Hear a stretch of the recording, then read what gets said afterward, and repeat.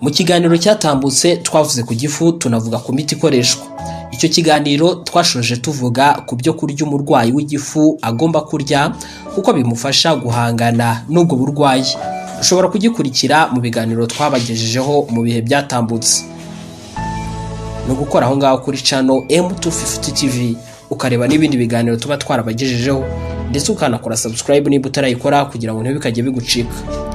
Abantu bose mu myaka yose bashobora kurwara ibisebe mu gifu.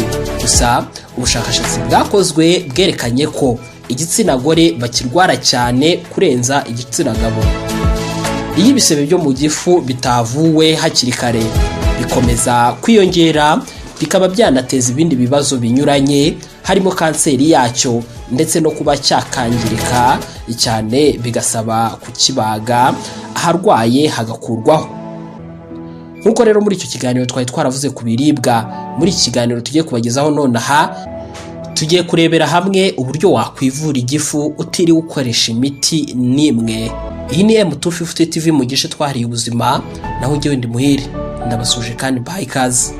Rimwe, amashu na karoti. Amashu ni wo muti wa mbere mu kuvura igifu gifite ibisebe. Muri yo harimo lactic acid. Iyo igeze mu gifu ihinduka amino acid ituma ibisebe byari biri mu gifu bikira neza cyane rwose. Si ibyo gusa kandi kuko amashu arimo vitamine C. Iyi ngiyi ikabizwiho guhangana na microbe, hakazamo kandi na vitamine K ibuza amaraso kuba yava. Hanyuma karoti uretse kuba zikize kuri carotenoids zinarimo ikiswe vitamine U izwiho guhangana n'ibisebe byo mu gifu.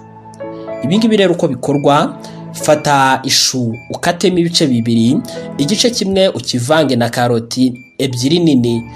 Niba udafite imashini yabugenewe shyira mu isekuru usekure, hanyuma ukamura uwo mutobe. Unywa agace k'ikirahure kuri uwo mutobe, no kuvuga mililitiro 125.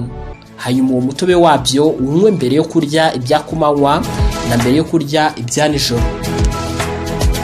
Ibi ngibi ubikora mu gihe cy'ibyumweru 2. Ujye wibuka kandi kujya ukoresha umutobe wakozwe uwo munsi.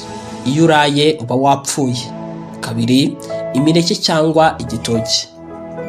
Mu kuvura igifu, imineke cyangwa igitoki byose birakoreshwa, uhitamo ibikoroheye rwose. Mu gitoki harimo ibinyabutabire birwanya Helicobacter pylori, imwe twababwiye ko ari itera utudusebe mu gifu ndetse bikanasana ahangiritse. Si ibyo gusa kandi kuko binagabanya acide yo mu gifu. Mu gukoresha imineke ugomba kurya imineke 3 buri munsi. No kuvuga umuneke ku ifunguro rya mu gitondo, undi mbere yuko ufata ibya kumanywa, hanyuma undi ukawurya mbere yo gufata ibiryo bya nijoro. Ukabikora buri munsi. Niba uhisemo gukoresha igitoki ubikora utyo. Nyuma yo kubihata cyangwa se kubitonora ukatamo uduce duto ukanika. Byamara kuma ukabisya ukabika ifu. Uvanga ibiyiko 2 binini byayo n'ikiko kimwe cy'ubuki. Ukabirya 3 ku munsi mu gihe cy'icyumweru. Cya 3 ni ubuki. Ubuki bw'umwimerere nabwo ni bwiza kandi ni ingenzi cyane mu kuvura ibisebe byo mu gifu. Impamvu nuko bufite muri bwo enzyme yitwa glucose oxidase. Iyo igeze mu mubiri ikora hydrogen peroxide H2O2.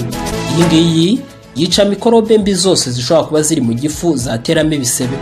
Si ibyo gusa kandi kuko inavura kubyimbirwa. Buri gitondo mbere yo kugira ibindi ushyira mu nda, banza unywe ibiyiko 2 byuzuye, ugira ikindi urya nyuma y'iminota 30. 4, tungurusumu.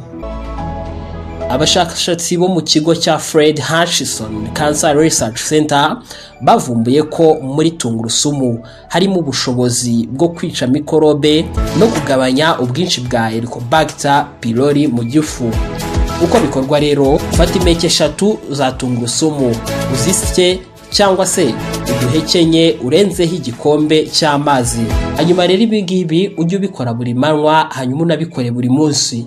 Ibi ngibi tubabwiye gusa wakora ngo uhangane n'igifu, gusa twabahitiyemo ibyoroshye cyane kubona kandi byizeweho ingufu mu guhangana n'uburwayi bw'igifu. byibuza nyuma y'icyumweru uba utangiye kubona impinduka. Gusa ushobora gukoresha uburyo bubiri icyarimwe, nko gukoresha amashu na karoti n'umuneke, cyangwa se ibindi wahitamo kuvanga. Nabibutsa ko yari M250 TV mu gice twahariye ubuzima, aho tugera tubagezaho ibintu bigiye bitandukanye bijyanye n'ubuzima, byaba ibisanzwe cyangwa se ubuzima bwo mu mutwe. Tubutse ko tubagezaho kandi n'ingingo ijyanye n'imibanire n'urukundo, tudasize n'imyidagaduro, kugira ngo dukomeze kugira ubuzima bwiza. Njyewe bakusanyiriza nkanabibagezaho ndi Muhire. Waba utarakora subscribe se ntugende utayikoze, kugira ngo tujye tubana muri ibi byose bya buri munsi. Udufashe kandi gusangiza abandi, kugira ngo dukomeze kwaguka ndetse no gufasha iterambere rya M250 TV.